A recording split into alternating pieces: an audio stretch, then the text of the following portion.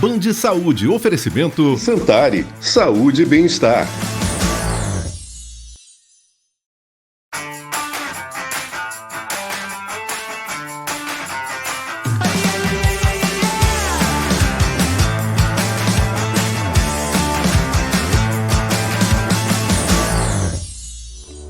Muito bom dia, tá no ar mais um Band Saúde na tela da sua televisão, mas claro, da sua Band. Pois é, mais um programa cheio de novidades e não esquece não, viu? Caso você queira mandar sua sugestão, sua crítica e também falar um pouquinho sobre como é que tá sendo sua experiência com o Band Saúde, vai lá no nosso Instagram, Band Bahia, e também no nosso YouTube, Band Bahia Oficial. E claro que a gente vai começar esse bate-papo nosso falando de novo sobre a novela Beleza Fatal. Eu já assumi que estou viciada e eu aposto que você também, né? Pois é, a gente estava observando um pouquinho sobre esse cenário clandestino em que a Rebeca Paixão foi morta, né, enquanto fazia uma cirurgia plástica.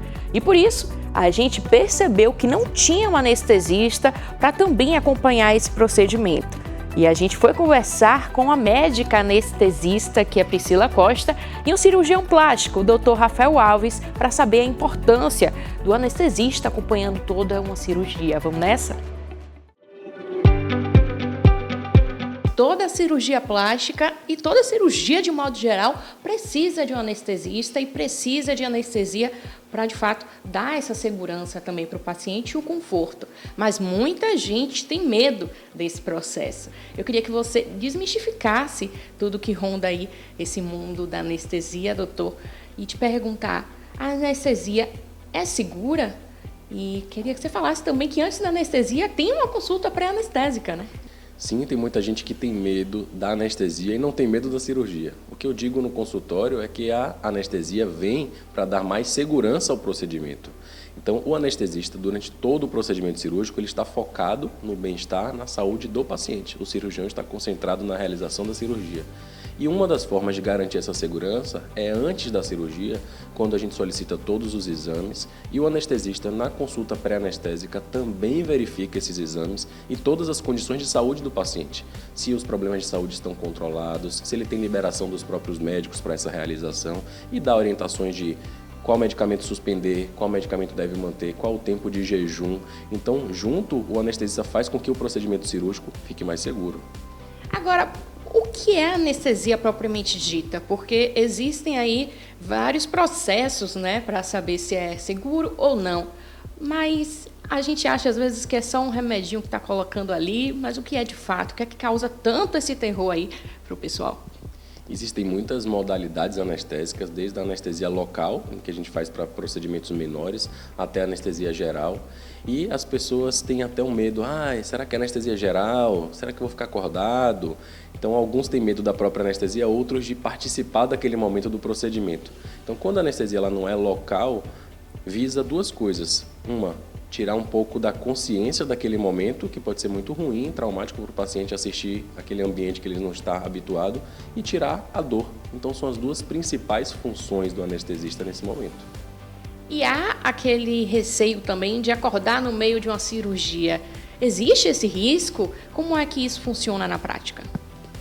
Na anestesia geral, não. A consciência ela não acontece. Nos procedimentos com sedação, bloqueios, anestesia local, pode até acontecer, o que não é nenhum problema. O anestesista está ali ao lado para, caso o paciente inicie um despertar, fazer um pouquinho de sedativo e vai fazendo de acordo com a necessidade de cada paciente. Às vezes como uma sedação de uma endoscopia, então vai sendo feito aos poucos para que não fique desconfortável para o paciente durante o procedimento. E essas anestesias, elas têm um período, por exemplo, a pessoa vai ficar adormecida 8 horas, vai ficar 6 horas, como é que controla isso? Não tem esse tempo específico, ele vai fazendo sob demanda, sob necessidade. Então, a sedação, os gases anestésicos vão sendo colocados de acordo com a necessidade. Existem até monitores para saber se o paciente já está próximo do despertar, para poder fazer um pouco mais de medicação. Isso também é um dispositivo de segurança. Então, o anestesista faz conforme a necessidade. Já que a gente já conversou com o cirurgião plástico, agora a gente vai falar com ela, Priscila Costa, que é anestesista e vai falar de fato qual a importância do seu papel durante uma cirurgia, né?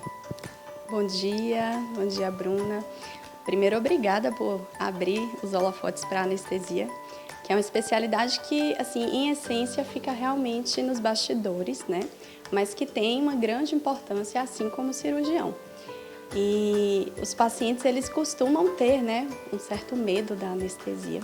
Os pacientes, eles vêm com um monte de lenda, um monte de história, um monte de crenças que são passadas aí por desconhecer mesmo o ato anestésico, o ato cirúrgico. E, no geral, os pacientes chegam com medo. Então, acho que hoje eu estou aqui para desmistificar um pouquinho disso aí e para quem está planejando fazer sua cirurgia conseguir ter um contato aí, ainda que breve, com a anestesia e se tranquilizar, né? Acho que é o início. E quais são os principais riscos, de fato, da anestesia? Porque muita gente tem medo até por essa disseminação de informação que às vezes causa esse receio mesmo. E o que é que a anestesista pode fazer para minimizar tudo isso? Joia, é uma ótima pergunta.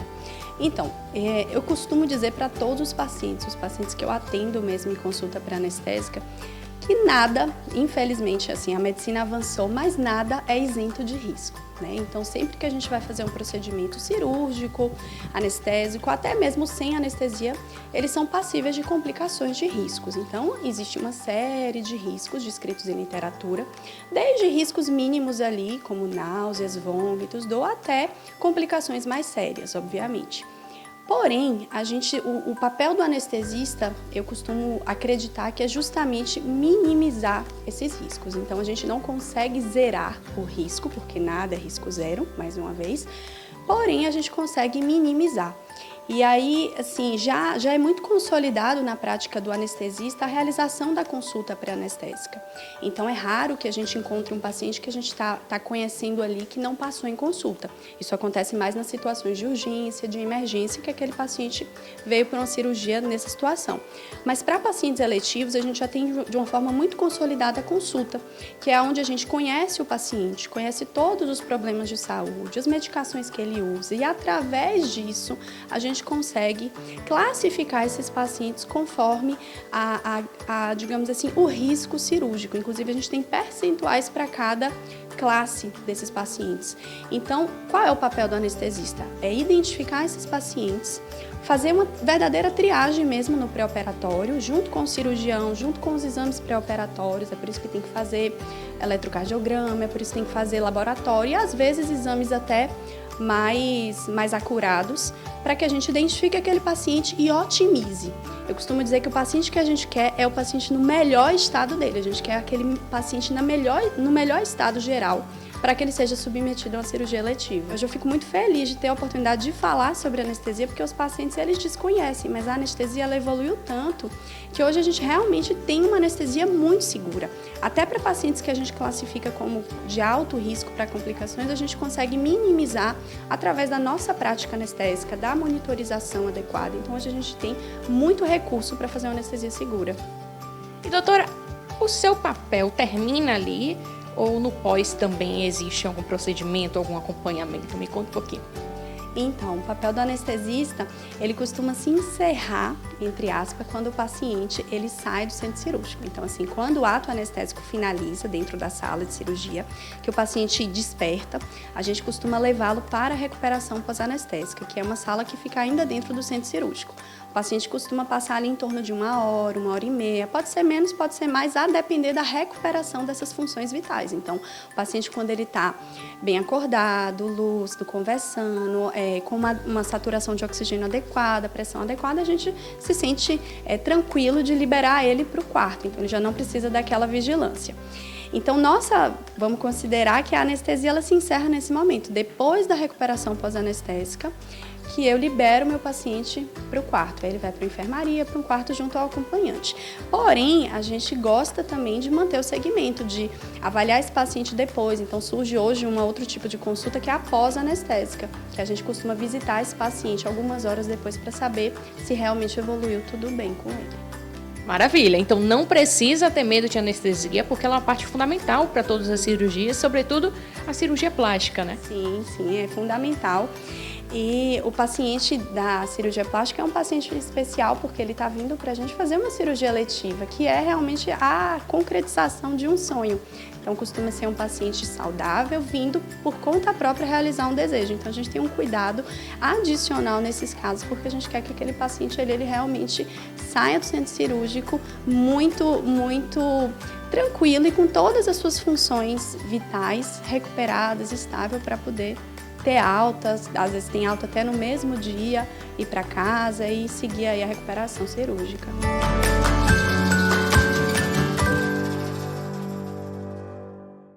Dando seguimento ao nosso Band de Saúde, a gente vai falar sobre o Março Azul Marinho, que tem a ideia de prevenir o câncer do colo e também do reto.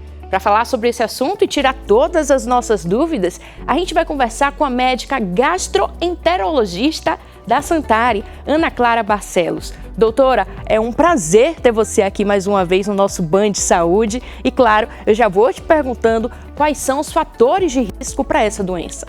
Bom dia, o prazer é todo meu, pessoal. Pronto, o câncer de colo e de reto, ele representa aí a segunda causa de câncer, né? Considerando aí, excluindo só as dermatológicas não melanoma, então só está atrás de mama e próstata, realmente com incidência muito significativa. E na realidade, os fatores de risco têm tudo a ver com a prevenção, porque está em nossas mãos, né? Na verdade, tem tudo a ver com a boa qualidade de vida. Então, quais são os principais fatores de risco? O sedentarismo, a obesidade, o tabagismo, a liberação alcoólica, né? Quem ingere muito álcool, a ingesta de alimentos que não devem ser ingeridos todos os dias, né, gordurosos, a baixa ingesta de fibras, né, então tem tudo a ver com isso aí. Devem ter muitos sintomas silenciosos, como acontece com todas as doenças, doutora, mas tem alguns sintomas que são visíveis, né? O que é que a gente deve ter mais atenção? Quais são esses sintomas visíveis, por exemplo? E se tem, né?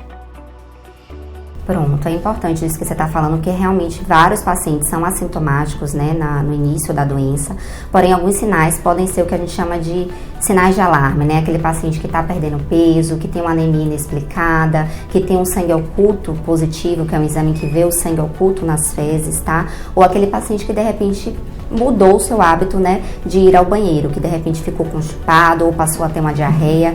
Isso é também um grande sinal de alerta, né, para a gente já indicar algum exame para a prevenção do câncer de colo e de reto.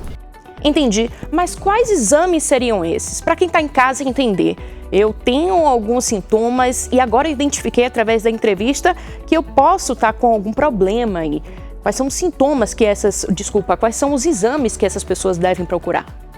Pronto, as diretrizes mais atuais, né, indica para toda a população aí, com 45 anos de idade, seja homem ou mulher, estar realizando a colonoscopia, que é um exame que a gente consegue acessar ali todo o intestino grosso e porventura às vezes inclusive uma porção do intestino delgado, e aí a gente já consegue prevenir, acessar, ver se já tem algum pólipo, alguma lesão que seja biopsiável ou até retirada e faça essa prevenção. Então toda a população deve estar atenta a essa idade para rastreio do câncer coloretal. E já que a gente entende que a saúde está tudo conectado, eu queria te fazer uma pergunta. O estresse está ligado a essas doenças gastrointestinais também? Com certeza, Bruna, aí você fala aí, tem muita convicção, certo? O eixo cérebro-intestino, ele tem cada vez mais sendo estudado, né? Ainda pouco compreendido, mas muitas doenças, né, de fato, tem tudo a ver com o que a gente pensa e, né, o que a gente está sentindo e acaba se expressando como doença, tá? Então, combater esse estresse tem tudo a ver também com a prevenção de todas as doenças malignas, não só do trato digestivo, mas de uma maneira geral é importante que a gente tenha um tempo para cuidar de nós e para prevenir, tá? Então, a atividade física também entra com essa questão de, inclusive, ser, né, um desencadeador de bem-estar. Então, acaba sendo muito importante, um grande pilar, estar realmente bem consigo mesmo e com a cabeça, né, na prevenção de todas as doenças. E voltando a falar do nosso Março Azul Marinho, o que a medicina pode oferecer quando a gente fala do câncer do colo e também do reto? Pronto, em relação ao tratamento, quando a gente consegue ainda descobrir ali um câncer incipiente, hoje em dia a gente tem uma série de artifícios terapêuticos, tá? Então a gente consegue, quando é uma lesão pequena ali ainda, né, pré-maligna, a gente consegue às vezes retirar endoscopicamente, mas já sendo algo avançado, maligno, a gente consegue indicar uma cirurgia, que dependendo do que dê na biópsia, se já é algo avançado ou não, vai estar indicando uma quimio, uma radioterapia, mas hoje em dia cada vez mais, né, o câncer em si, né, a gente está conseguindo acessar e tratar e muitas vezes curar, né, esses pacientes. Doutora, como nunca é demais, eu queria que você fizesse um apelo para quem está nos assistindo sobre fazer exames periódicos e não só procurar um médico quando o bicho está pegando, como a gente normalmente diz. Sim, com certeza. Pronto, do cólon e do reto a gente tem a coloproctologia, né, que é uma especialidade da cirurgia. Eu não sou cirurgiã, mas eu sou gastroenterologista e endoscopista. Então a minha formação, além de atender a gastroenterologia de uma maneira geral, todas as doenças do aparelho digestivo, eu também faço endoscopia e colonoscopia. Mas o coloproctologista também, né, atende essa demanda de doenças do cólon e do reto, tá certo? Que infelizmente sim, ainda tem esse tabu, ainda geram, né, muita vergonha, tem pessoas que têm um receio, têm a vergonha de fazer a colonoscopia. Eu também adianto aqui de que é um exame sob sedação, a pessoa não sente dor, a pessoa está dormindo, toda a orientação é dada, né, devidamente e previamente. Então não tenha receio, né, pessoal, de se cuidar, procure um especialista, né, e se cuidem, porque a medicina hoje em dia é cada vez mais preventiva. A gente tem que, né, se cuidar hoje, né, para não ter aquilo no futuro. Muito obrigada, doutora Ana Clara Barcelos, Clínica Santari. Um prazer sempre dividir informação com o pessoal que está em casa. A gente vai para um rápido intervalo, não levanta do sofá não, que daqui a pouquinho a gente volta.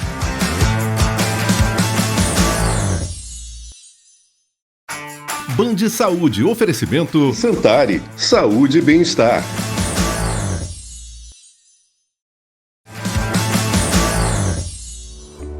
Estamos de volta, é um prazer ter você aqui com a gente no nosso Band Saúde. Se você chegou agora, vai lá no nosso YouTube, Band Bahia Oficial, para ver esse programa e também os outros que já passaram. E segue lá a gente no nosso Band Bahia, aqui no nosso Instagram. E agora a gente vai falar sobre estética. A gente vê muita notícia falando sobre os preenchedores permanentes, como o PMMA, mas a gente aqui traz a solução. Por isso a gente foi entender como é que funciona uma harmonização de glúteos. Isso porque a gente agora tem outras alternativas, inclusive aprovadas pela Anvisa e que não são permanentes, que é o bioestimulador de colágeno e também o ácido hialurônico.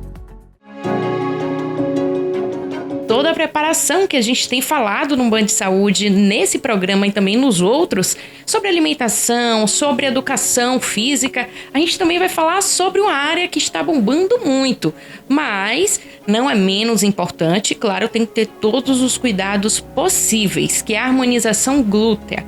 E por isso a gente está aqui com Rayane, ela que é uma especialista no assunto, inclusive atua aqui em Salvador, mas também em Sergipe, e ela faz em 2 tipos, podemos dizer, através de 2 substâncias, que é o bioestimulador de colágeno e também o ácido hialurônico. Eu já estou aqui recheada de dúvidas e eu tenho certeza que vocês também.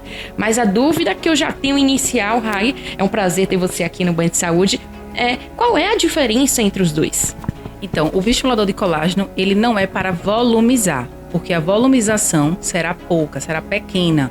E muitas pacientes, elas chegam no consultório, doutor, eu quero aquele volume, eu quero dar um up, eu quero projetar, quero corrigir assimetrias. Aí, nesse caso, a gente utiliza o ácido hialurônico, que é um preenchedor seguro, eficiente e reversível, tá?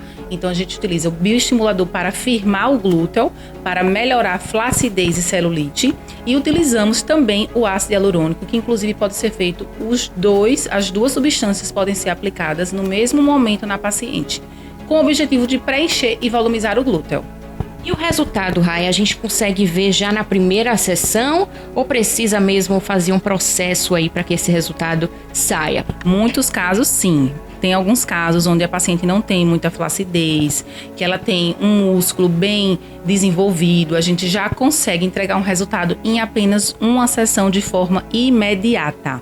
Mas alguns casos requer um plano de tratamento que aí no consultório, no momento da consulta, eu explico tudo e defino com a paciente. E o ácido hialurônico, o resultado dele é mais visível do que o do bioestimulador de colágeno? Eu falo de tempo, qual é o mais rápido de se ver o resultado? Ou a associação dos 2? A associação dos 2 tem um resultado muito melhor. Mas sim, o ácido hialurônico você consegue ter um resultado de forma imediata. O resultado mais rápido é quando se utiliza o preenchedor de ácido hialurônico, bem como quando é utilizado em face, né? A gente vê aí as harmonizações faciais que são com ácido hialurônico, porém vai diferir a reticulação do ácido, né? No caso do corpo, a gente usa um ácido de alta reticulação, um G' diferente, mas sim ver resultado de forma imediata. E a harmonização, ela também ajuda com a questão das celulites, por exemplo, ou somente a estética? Não, além da estética, vai sim contribuir para a produção de colágeno, melhorar todo o metabolismo celular, melhorar a circulação local do glúteo, porque com o passar do tempo não é só a face que vai envelhecendo, o glúteo também. Por isso, o bioestimulador de colágeno ele é de extrema importância para poder melhorar celulite e flacidez, que muitas mulheres, né, se queixam. E demora muito esse procedimento? É indolor? É a pergunta que todo mundo quer saber. Dói? Como é que funciona? Gente, não dói, tá? De verdade, utilizamos o anestésico, tá? Infiltrativo, que é a lidocaína, e a paciente não sente dor. É muito, muito tranquilo, de verdade. E é feito rapidinho. Procedimento em 30 minutos, a gente consegue aí ofertar uma harmonização de glúteo segura e eficiente. Então agora eu quero que você convide as mulheres que estão assistindo e que sempre teve receio, principalmente com essas substâncias que são definitivas, né? Existem outras opções que, inclusive, além da estética propriamente dita, como você falou do bioestimulador de colágeno, produz e ajuda aí, inclusive, na pele. Se você quer tirar aquela canga, usar o biquíni, se sentir mais livre, mais bonita, gente, dá tempo ainda sim. Até porque em muitos casos a gente consegue de imediato a paciente sair satisfeita com a transformação de glúteo, com os nossos preenchedores absorvíveis, que não são definitivos, que se trata dos nossos bioestimuladores de colágeno e ácido hialurônico. Com uma boa técnica e um bom planejamento, eu tenho certeza que vocês vão sair satisfeitas.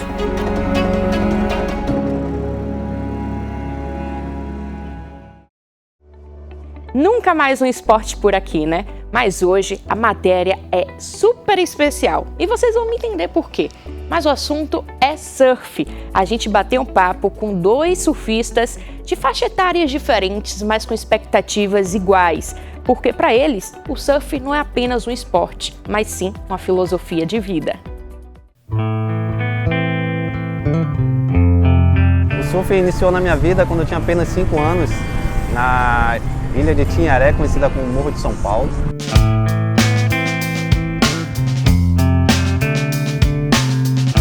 Comecei numa tampa de isopor e daí então me viram surfar e falaram: esse moleque tem talento, vou levar ele para os eventos e vamos fazer dele um campeão. E hoje eu vivencio isso, né?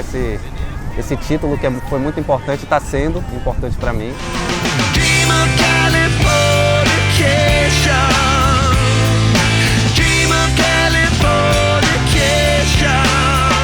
O Demi realmente já é um talento, né? Desde os 14, 15 anos já vi ele surfar lá na praia de Guaimbi, em Morro de São Paulo. É muito orgulho dele como competidor, como profissional. E feliz, espero que ele consiga o título tão desejado, que ele merece. Tem surf para isso, isso é inquestionável. É isso, eu aqui como Master, na verdade já estou na categoria acima do Master, né? Porque o Master é 35 mais e eu estou acima já do 45 mais. Então disputei a primeira etapa, fiquei em 3º lugar, foi muito bacana para mim, muito feliz. Minha história no surf já começa, minha grande inspiração foi meu irmão, Rogério Alessandro, chamava de Rogério Rocha. Ele foi a grande inspiração, como foi para mim, para a Demi também. Ele é o grande incentivador dos eventos, dos campeonatos. Desde 84 que a gente surfa, uma longa história e nunca paramos, né? E ele foi uma pessoa que sempre fez com que visse que o surf é alma, é vida e envelhecer junto. Fiquei muito abalado com a despedida dele, porque era meu sonho envelhecer junto com ele, mas estou seguindo o legado dele e fico muito feliz de ele ter dado essa passagem na minha vida.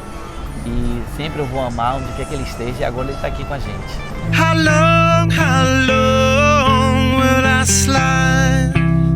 Will separate my side? Rogério é meu pai. Isso. E eu tenho a honra de ter esse atleta hoje representando o meu pai e eu morro de orgulho também da sua trajetória. Agora, Demi, eu queria também saber o que é que o surf mudou a sua vida, porque mudou a minha, eu não sou surfista. mas eu acredito que para você tem uma pegada diferente, né? Com certeza, o surf, né, ele mudou bastante a minha vida, como pessoa, como atleta, como pai. Então, assim, o surf para mim, ele faz parte da minha vida mesmo. Sem o surf, eu não sei o que seria de mim. Então, eu sou muito feliz e grato, né, ao Dalmo Meirelles, que colocou isso na minha vida. E então, para mim, o surf é amor, é paz, é saúde, é tudo isso que o surf oferece para mim, e agradeço ao surf. Hélio, você estava me falando aí que a sua categoria já está um pouco mais avançada. Você agora estava trabalhando, mas o surf ainda se mantém na sua rotina. Me fala um pouquinho dessa relação do surf com a saúde, a importância disso, né, dessa atividade no meio de uma rotina tão puxada como a gente vive hoje. Antes de mais nada, agradecer sendo entrevistada por minha sobrinha, que eu amo muito, tenho muita admiração, carinho por ela, e muito feliz. Eu acho que meu irmão está muito orgulhoso disso que ela está aqui, principalmente me entrevistando num momento ímpar da minha vida. E o surf, eu sempre tento conciliar o surf com minha rotina de trabalho, e graças a Deus não está sendo diferente agora, eu com 52 anos, para mim está sendo muito, muito prazeroso tendo essa união. E envelhecer com surf, acho que é meu propósito de vida. E o esporte em si, né? Acho que talvez a sua disposição que você tem para a sua vida hoje não teria se não fosse o esporte. Posso falar isso pelos dois. Isso é balela ou confirma? Confirmadíssimo. Com certeza. O surf é saúde, né? É energia, é harmonia, é a vida, é viver, né? Quem sabe que eu tô falando, e quem não sabe, vá correndo, vá aprender a surfar ou vá surfar, porque surf é isso, surf é vida. E a energia do mar, a energia do sol, da natureza. Eu indico para todo mundo, vá surfar, gente. E Demi, qualquer pessoa pode surfar? Com certeza, independente da idade, não tem limite de idade. Então eu costumo dizer, vem para cá, vem para nossa família, que o surf oferece isso, é lazer, é paz, é amor, é harmonia. E não demore não, estou esperando vocês. Sheets of empty canvas, untouched sheets of clay. Surf não é só harmonia, felicidade, né? Tem uns perrengues também, né, Demi? Com certeza. Os campeonatos, e saía para aventurar os campeonatos fora do estado da Bahia, e a dificuldade que tinha, sem patrocínio, né? Sem apoio. Então, assim, não é fácil também. Eu acho que, assim, essa dificuldade toda que faz hoje a gente estar dando essa entrevista para vocês aqui, muito orgulhoso da trajetória, porque sem elas, os perrengues ter passado, talvez não estaríamos aqui hoje para falar tudo isso, porque foi a superação que fez chegar onde a gente está hoje, né?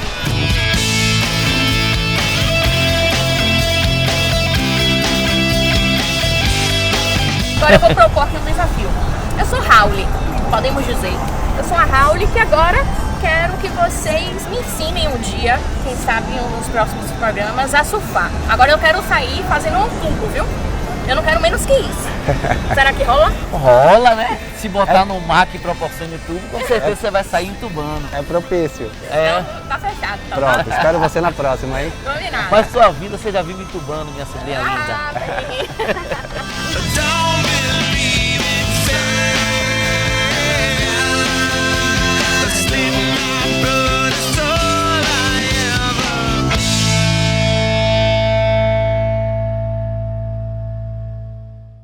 Obrigada pela sua presença não, pela sua audiência.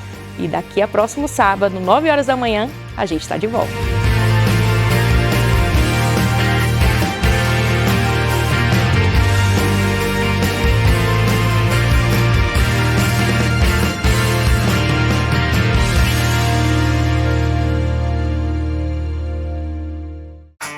Band Saúde, oferecimento Santari, saúde e bem-estar.